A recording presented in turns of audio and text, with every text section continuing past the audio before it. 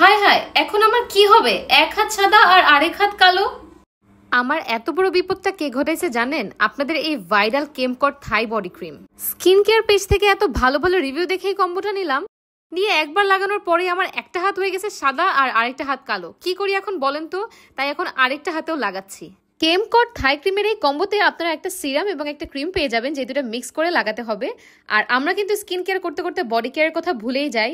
আর কেমকট থাই cream কিন্তু আমাদের বডির সকল দাগ, পেটের ফাটা দাগ, বডির যে কোনো ফাটা দাগ, হাড়, গলা, আন্ডার আর্মস, প্রাইভেট এরিয়ার সকল কালো দাগ দূর করবে এবং বডিকে 4 থেকে 5 পর্যন্ত ব্রাইট করবে। আর একবার ইউজের পরে কিন্তু একদম ব্রাইট একটা ফিনিশ দেয়, যার কারণে আপনার বডি কিন্তু একদমই হোয়াইট দেখায়।